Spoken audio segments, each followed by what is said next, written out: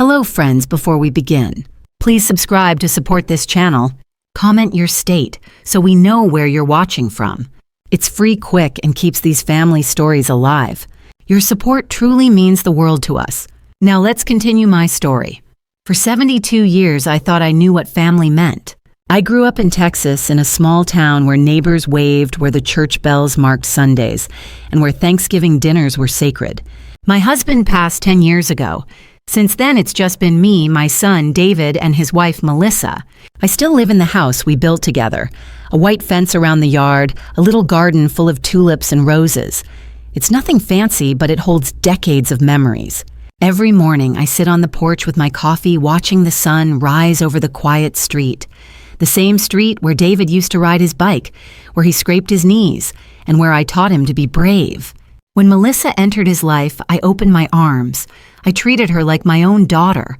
I thought she was a blessing, someone who would bring warmth back into our family. I invited her into my kitchen, taught her how to bake cornbread, showed her my late husband's chili recipe. She smiled politely, but I told myself she just needed time. We sat together at the Christmas table. I gave her my mother's old silver bracelet. "It's yours now," I said. "You're part of this family." I believed in unity. I believed in second chances. And I believed love would carry us through. The early years seemed fine. David still called me Mom, still hugged me after Sunday service, and Melissa even helped me decorate the house for Thanksgiving. I remember one autumn evening. We were all in the backyard. Leaves had turned red and gold. David grilled steaks while Melissa set the table. I thought maybe this is it. Maybe I finally have my family whole again. At night, I wrote in my little notebook. I always loved writing. Just small things, my feeling stories about our town, a memory of my husband's laugh. Melissa once peeked at it and I thought she would smile. Instead, she shrugged and said, "No one reads old ladies' stories." It stung, but I pushed the words aside. She was young. She didn't understand. Still, my heart held on. Because family was everything to me. Because David was my only child. And because I wanted peace more than I wanted pride. Sunday dinners became tradition again. I roasted turkey, cooked mashed potatoes, made pecan pie from scratch. The house smelled like cinnamon and butter. Neighbors sometimes stopped by saying, "Eleanor, you're blessed." And I nodded even when my chest tightened with a fear I couldn't name. In those days, I still believed Melissa would soften. I still believed David would protect me. And I still believed that no matter what storms came, my family would never turn me away. But I was wrong, so very wrong. Every story has a beginning, and mine began with trust. Trust in blood, trust in marriage vows, trust in the promise of family. I thought the years ahead would be filled with laughter, with grandchildren running through my garden, with birthdays and holidays shared together. But what waited for me instead was betrayal, sharper than any knife, a loneliness colder than winter itself, and a truth so shocking it would shake every corner of my life. And that truth, the truth Melissa never saw coming, was $45 million strong. But I'll get to that later. For now, let me take you back to where it all began. To the quiet mornings with coffee, to the faith I carried in my heart, and to the love of a mother who believed too deeply, who trusted too much, and who never imagined her own family would one day laugh at her face. At first, the changes were so small. A look, a word, a silence that lasted too long. It started on a Sunday afternoon. We'd just finished dinner. I baked roast chicken, mashed sweet potatoes, and a pecan pie. The kind David loved as a boy. Melissa leaned back in her chair. Her fork clinked against the plate. "That pie's a little heavy," she said. "Maybe next time we buy dessert instead." David laughed softly. I smiled, though it hurt. It was the first time she criticized something I made. I brushed it off. Maybe she had a long week, but the comments kept coming. Little things. "My mom's lasagna is better. You use too much butter. You should let me handle the house." Each word was like a pin, small, sharp, but it pricked all the same.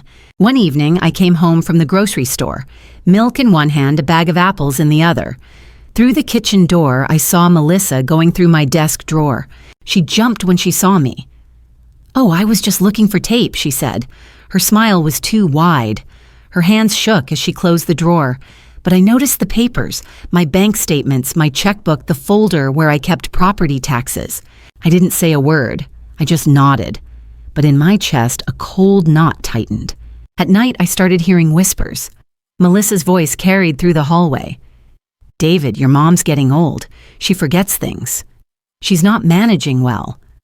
I froze at the top of the stairs, holding my breath. "She needs to step aside. We should think about the house." David's reply was softer, harder to catch, but I didn't hear him defend me, not once.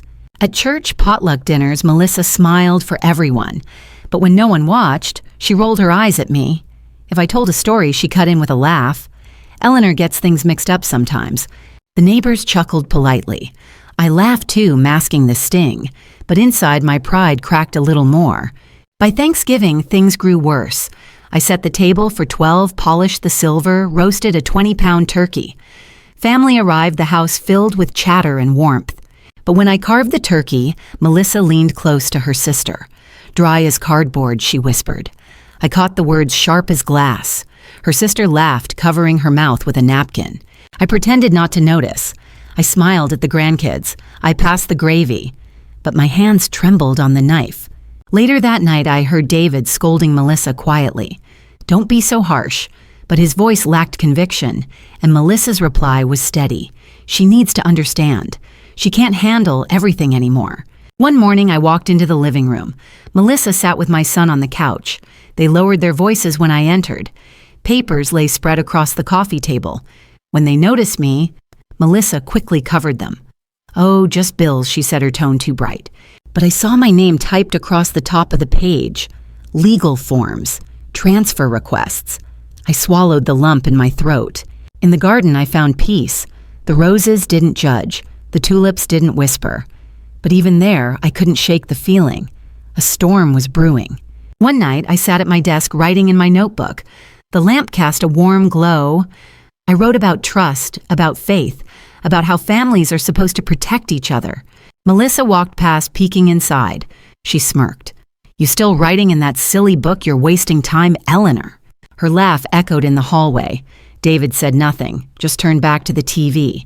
I stared at my words, ink smudging under my tears. Silly maybe to her, but those pages held my truth, my life, my memories. It was then I realized this wasn't just tension. This wasn't just personality clashes. It was something deeper, something darker. Melissa wanted more than respect. She wanted control, and David, my own son, was letting her take it. The cracks in our family picture were no longer cracks. They were fractures, running deep and dangerous. And though I didn't know it yet, those fractures would soon shatter my world entirely. Every betrayal starts small. A whisper, a laugh, a stolen glance at papers that aren't hers. And I should have listened to my instincts. I should have faced the truth sooner, because the day would come when Melissa's mask would fall completely, and the damage she planned would nearly erase me from my own life. But not yet. Not that night. For now, I just closed my notebook, turned off the lamp, and prayed for strength. Strength I would need more than I ever imagined. It happened on a Thursday evening, the kind of night that should have been quiet. The sky turned pink, the Texas air heavy with summer heat. I had just watered my roses, the scent of earth still on my hands. Inside the house felt tense. David sat on the couch, Melissa pacing with papers in her hands. When I entered, they both froze. For a moment, the only sound was the ticking clock. "Mom, sit down," David said. His voice was flat like a stranger's. Melissa slid a folder across the table. "Sign these," she said. Her tone was brisk, her smile thin as a blade. I opened the folder. Property transfer forms. My name typed neatly, spaces for signatures waiting. "What is this?" I whispered. Melissa crossed her arms. "You're not well, Eleanor. You forget things. David and I need control so we can manage everything properly." I stared at my son. My heart begged him to speak, to tell me this was a mistake. But David only looked down.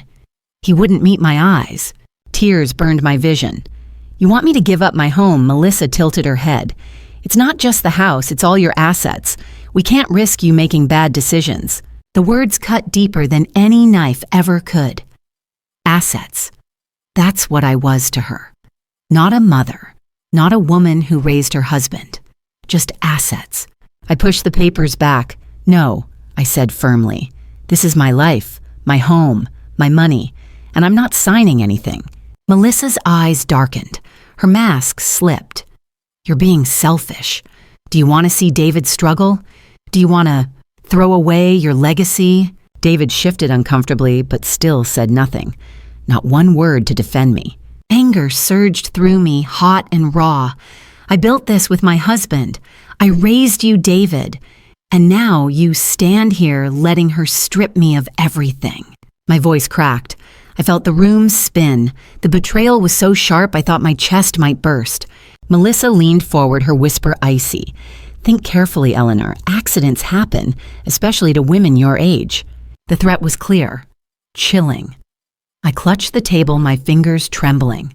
I searched David's face, desperate for a sign, for love, for loyalty, for the boy who once clung to my hand during thunderstorms. But his eyes slid away, and in that silence, my heart shattered.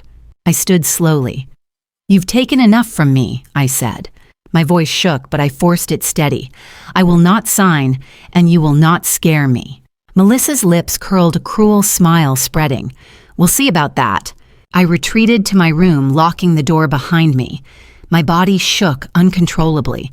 Every muscle ached with fear. But deeper than fear, deeper than anger, was sorrow. My son, the child I carried, the boy I loved, had turned his back on me. I pressed my face to my pillow, muffling sobs that seemed endless. The betrayal was not just Melissa's. It was David's silence. His choice to stand with her, not me. That night, I didn't sleep. I sat at my desk lamp, casting shadows on the walls.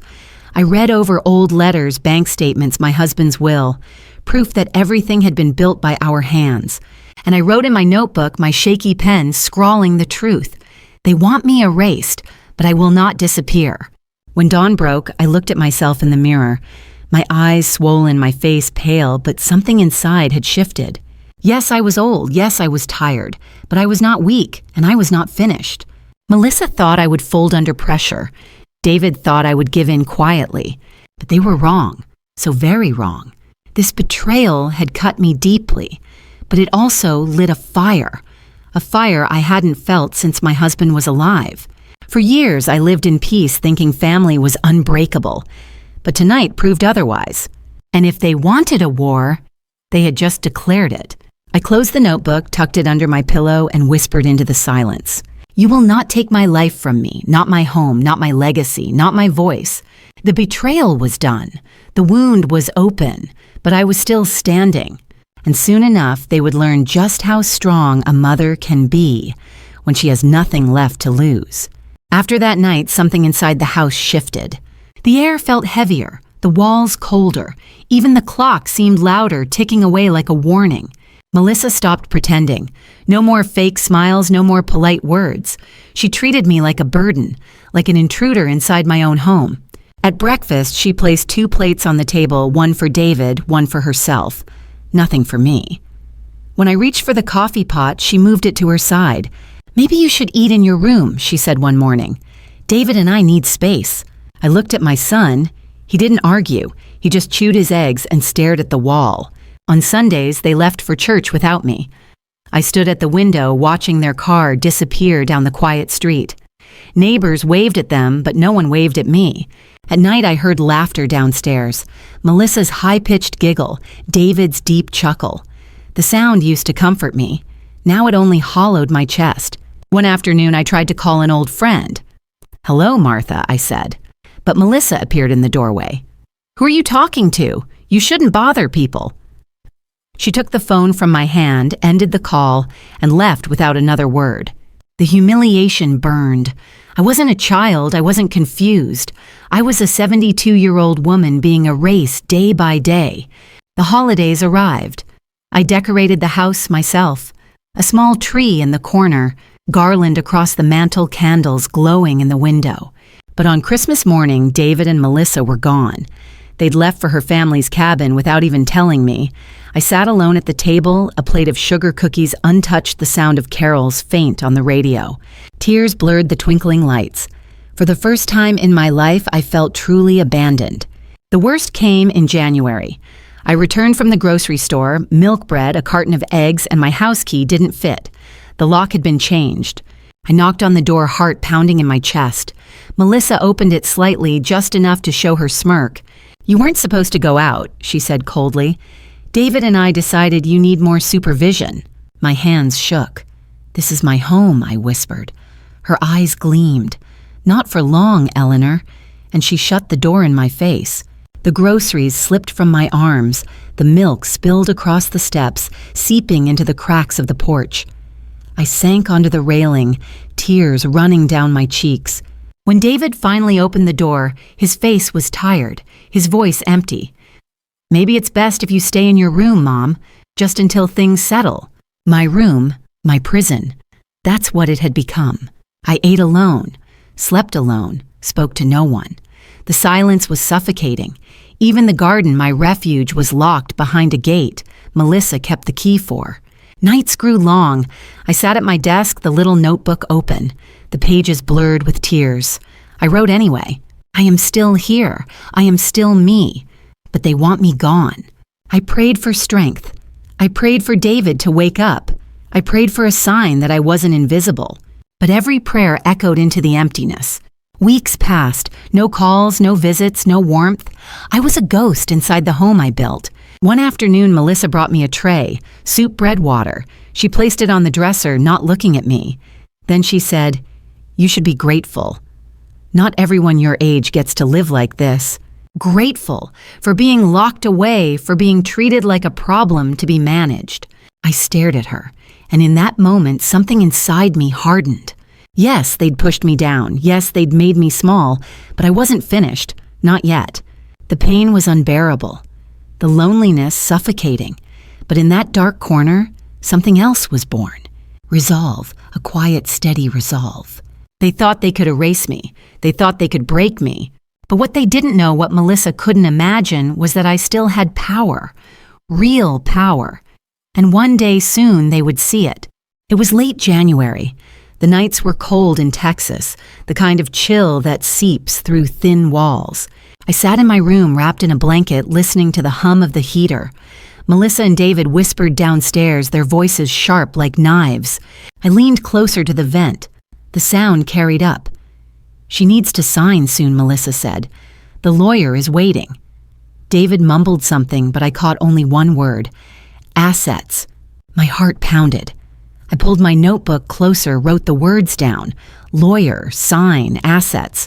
Proof, if only to myself, that I wasn't imagining things. The next morning, I crept downstairs while they were out. Melissa always locked her desk, but she forgot one drawer. Inside, I found a stack of papers. My name was everywhere. Medical evaluations, falsified reports claiming memory loss, statements of confusion. All lies, all designed to paint me unfit. One page stopped me cold. Transfer of power of attorney. My signature was there, except it wasn't mine. I traced the ink with trembling fingers. They had forged it. I snapped a photo with my phone, my hands shaking so badly the picture came out blurred. I took another and another. I needed evidence. Real evidence. Suddenly, I heard the garage door open. My pulse raced. I shoved the papers back, closed the drawer, and hurried upstairs. By the time Melissa called my name, I was back in my room, sitting calmly, pretending to knit. That night, I couldn't sleep. Every creak of the house made me flinch. But beneath the fear, something stronger stirred. They wanted me erased, but now I had proof, and proof is power. The next Sunday, I slipped out while they were at brunch. I walked 3 blocks to the corner cafe. The waitress, Jenny, recognized me instantly. "Eleanor, haven't seen you in weeks. You okay?" I forced a smile. "Just needed some air." I ordered coffee, sat in the booth, and called an old friend, Harold. He was my husband's attorney, a man I'd trusted for decades. When he answered, I nearly cried. "Harold, it's me. I need help." We met the next day at his office downtown. I carried my phone photos of the forged papers and pages of my notebook. He listened quietly, his brow furrowed. When I finished, he leaned back in his chair. "Eleanor, they're building a case to declare you incompetent. If that happens, they control everything." My chest tightened. "I knew it," I whispered. He tapped the desk. "You need protection." We'll secure your accounts. We'll update your will. And most importantly, we'll gather more evidence. For the first time in months, I felt hope. When I returned home, Melissa was waiting in the driveway. Her smile didn't reach her eyes. "Out for a walk?" she asked. I clutched my purse tighter. "Yes," I said simply. Her gaze lingered on me suspicious, but she let me pass. That night, I hid my notebook under the mattress, my phone inside a shoebox. If she searched my room, she wouldn't find them. Over the next weeks, I became careful. I listened more. I watched. Every word Melissa said, every glance David avoided, I wrote it all down. I noticed things I hadn't before. Calls made in hushed tones, strangers in suits leaving the house mid-afternoon, bank envelopes in Melissa's purse. Piece by piece, the puzzle formed. They weren't just cruel. They were plotting, and soon they would strike. One evening, as Melissa cleared the table, she looked at me sharply. "You should start thinking about moving into assisted living." David nodded silently. "We've toured some places, Mom. Nice ones. Good care." My fork clattered against the plate. Assisted living, they wanted me gone completely. Melissa leaned closer, her voice dripping with false kindness. "It's for your own good. You'll thank us one day." I forced a smile, but inside a storm raged. I excused myself, went upstairs, and locked the door. Then I pulled out my notebook, flipped to a fresh page. They think I'm weak. They think I'm fading. But I am not gone, and I will not surrender. For the first time, my tears were not of despair. They were of determination. Because now I had something stronger than fear. I had evidence, I had allies, and I had fire in my veins. They wanted me erased, but I was ready to fight. And when the time came, the truth they laughed at would become the truth that destroyed them. Harold didn't waste time. The very next morning, I sat in his office again, a mug of black coffee warming my hands. The blinds were drawn. Stacks of files surrounded his desk. He looked at me seriously, his voice steady and calm. "Eleanor, we have two priorities," he said. "Protect your assets and protect your rights." I nodded, clutching my purse in my lap. "What do we do?" He leaned forward. "First, we secure your accounts. I'll freeze any suspicious activity. Then we draft a new will, one that no one can touch." My chest tightened. Melissa will be furious. "That's fine," Harold replied. "She won't know until it's too late. The law is on your side. But we must be discreet." Discreet. That word echoed in my head. If Melissa or David suspected they'd try harder to trap me. Harold pulled out forms. "These will protect you. You'll assign me power of attorney, not them. And your assets, the house, your savings, your investments will be shielded." My hands trembled as I signed each page. With every stroke of the pen, I felt strength return. Melissa wanted control. Now I was taking it back. Next came the will. I thought of my grandson, only 6 years old. His smile, his laughter in my garden. He deserved better than the greed of his parents. I looked at Harold. "I want everything left to him," I said, "and a portion to charity, education, scholarships for kids who need a chance." Harold smiled softly. "That's wise. That's legacy." Legacy. Yes, that was what I wanted. Not to be remembered as a frail old woman, but as a mother who fought back. We signed the will, sealed it in an envelope, and placed it in the courthouse vault. Untouchable. As I left his office, the winter air stung my face.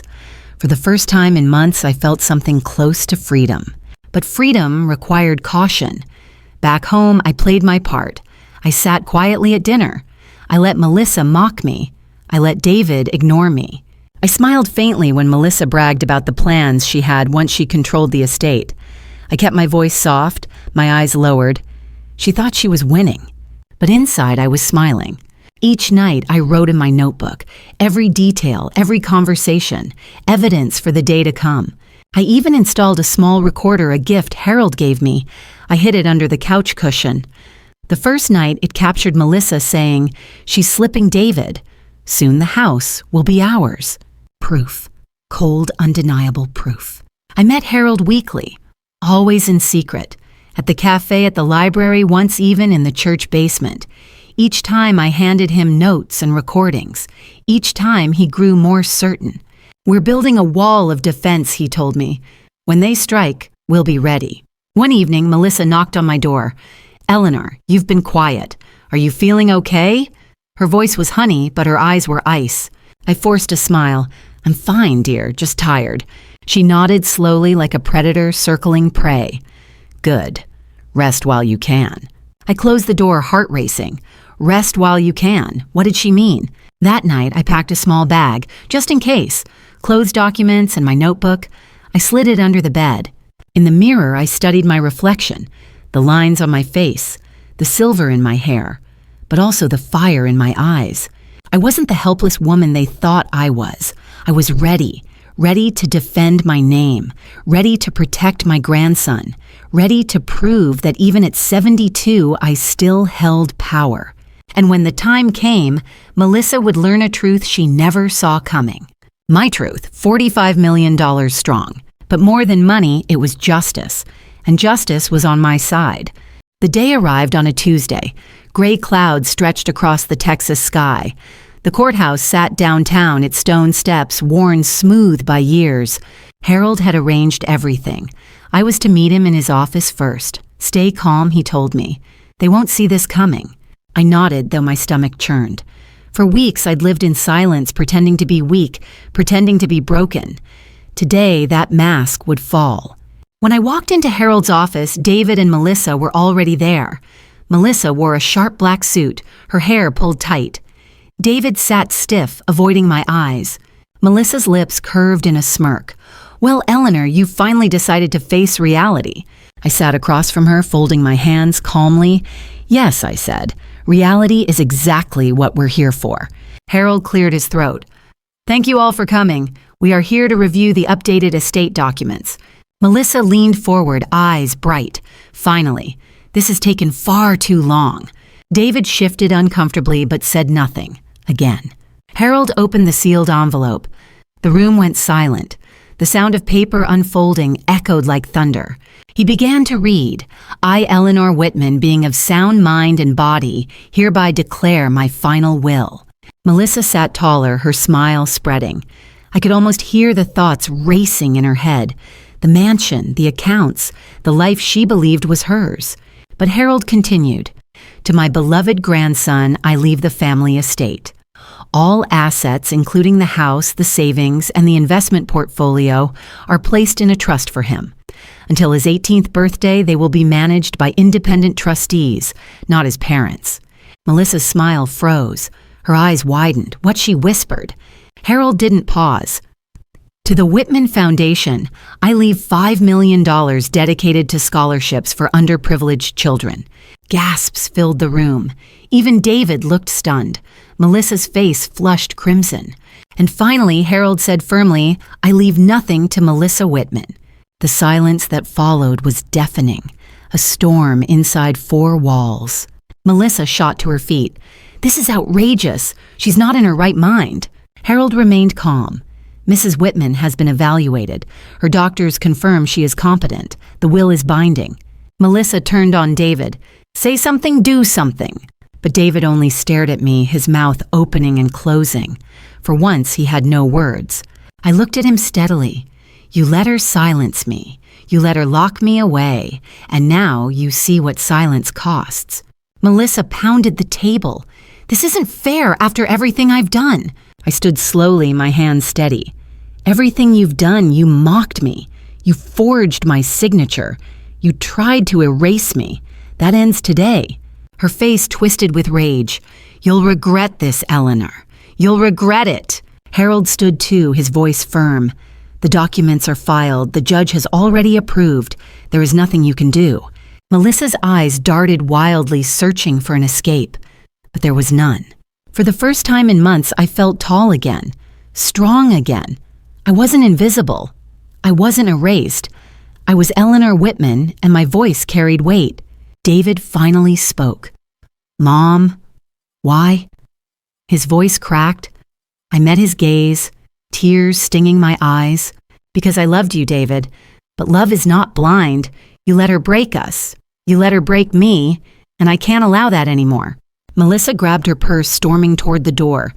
This isn't over, she hissed.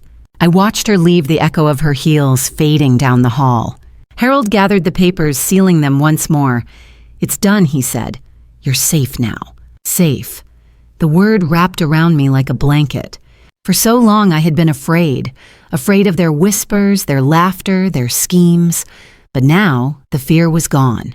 I walked out of that office, the winter sun warming my face. The city bustled around me, cars honking, people rushing, life moving forward. For the first time in years, I felt like I could breathe. Yes, the betrayal still stung. Yes, the wound was deep. But justice had spoken, and it spoke in my favor. As I stepped onto the courthouse steps, I whispered to myself, they laughed at me, but the truth is mine.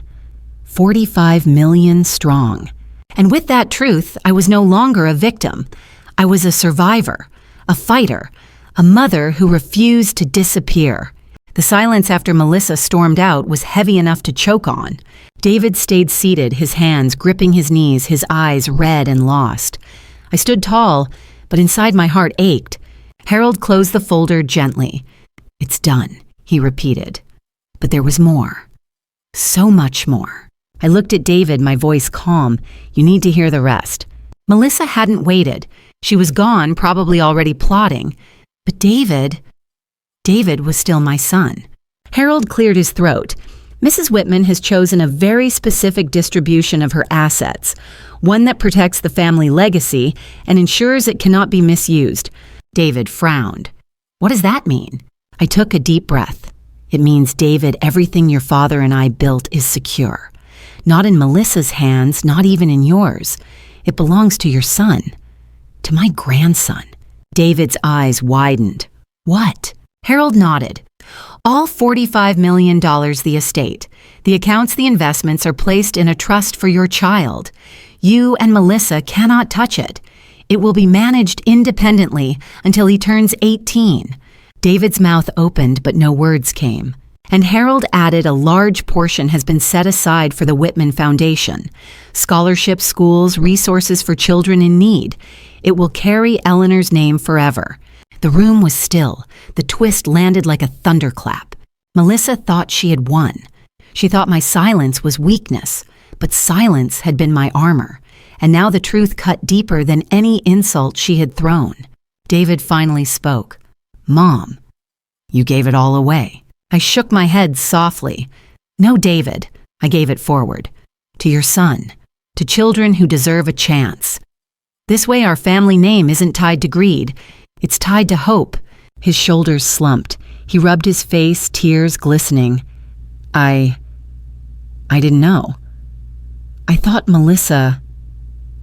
thought she just wanted to help." My voice broke, but I steadied it. "She wanted control, and you let her take your voice, but not mine.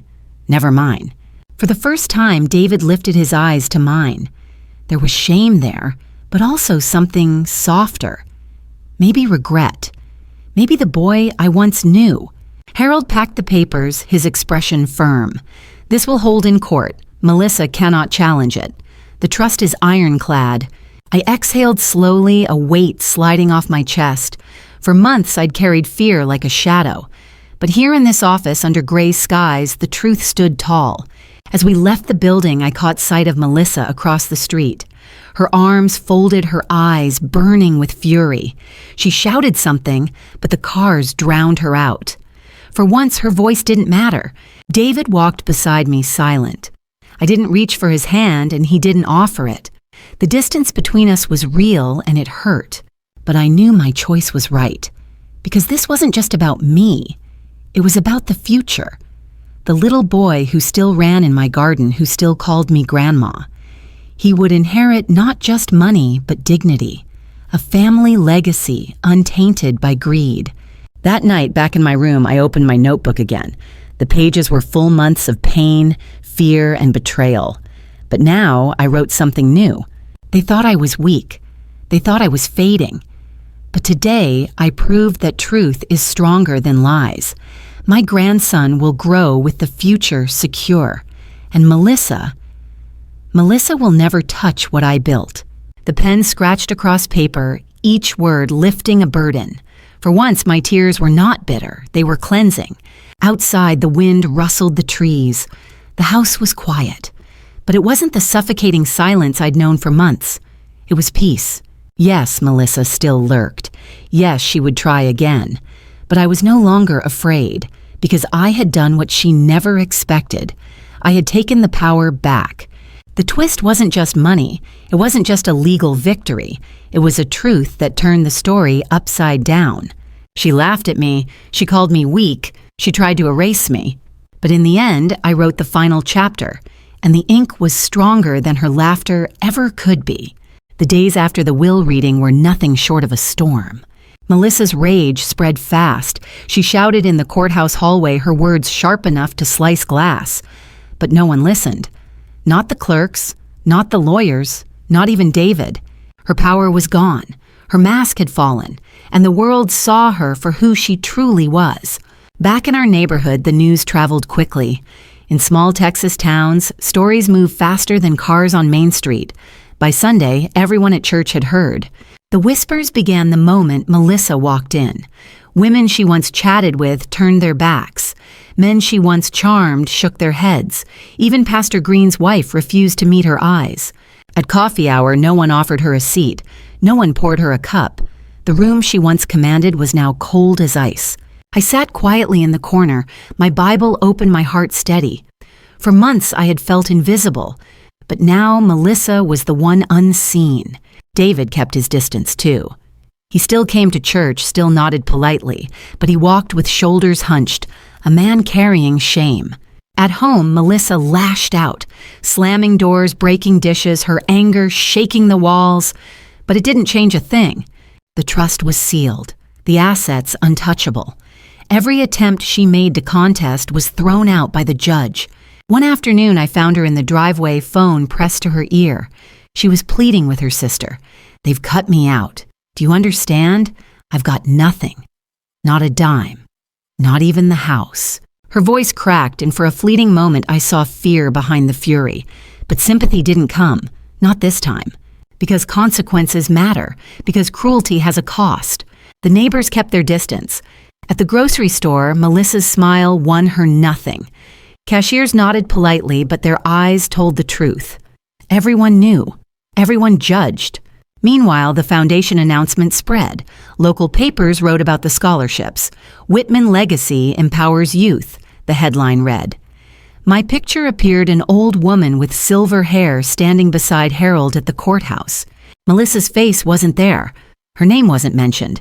She had been erased, not me. At dinner one night, David finally broke.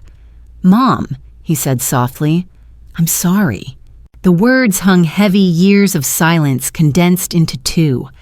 I looked at him, my fork resting on the plate.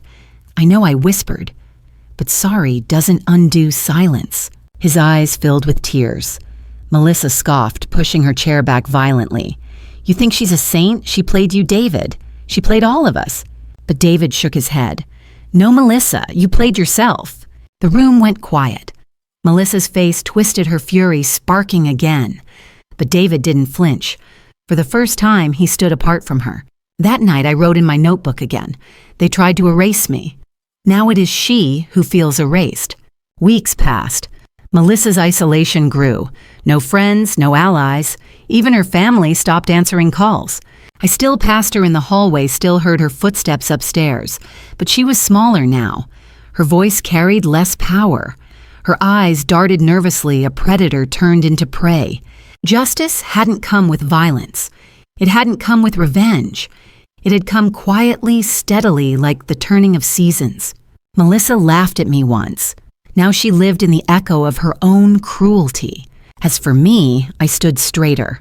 I breathed easier. And when the townsfolk smiled at me again, their eyes warm with respect, I knew the tide had turned. The punishment wasn't mine to give. Life delivered it for me. And deep down, I understood something simple. Sometimes the greatest justice is letting the truth live in daylight. Because truth doesn't need revenge. Truth shines on its own. The months that followed were quieter than I ever imagined. The house felt different. Not heavy, not suffocating, but calm. Melissa still lived under the same roof, but her voice no longer cut through walls. She moved like a shadow, avoided neighbors, and spent most days locked in her room. Her friends had vanished. Her invitations stopped coming. The woman who once laughed at me now faced silence from the world around her. And that was her punishment. Not prison, not fines, but the weight of isolation. The world saw her truth and it turned away. David tried to rebuild. He came to me more often, sat at the kitchen table where we once shared meals. Sometimes he spoke, sometimes he didn't, but his presence was a step toward healing. One afternoon, he looked at me quietly. "Mom, I don't deserve forgiveness." I sipped my tea, the steam rising between us. "Maybe not," I said softly. "But healing isn't about deserve, it's about choice." He nodded, eyes wet. And though wounds remained, I knew there was hope. The greatest change came from outside. The Whitman Foundation launched scholarships awarded to children who never thought college possible. I saw their faces in the paper, bright eyes, big dreams. My name attached to something good, something lasting. Neighbors stopped me on the street. "Eleanor, you're an inspiration."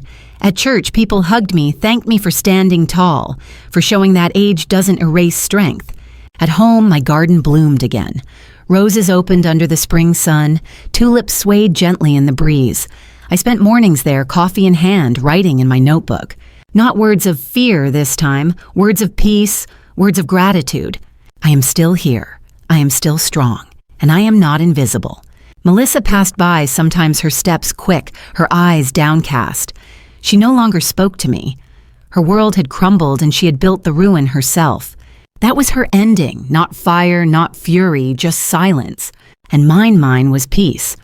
Mine was knowing that truth had prevailed, that dignity had survived.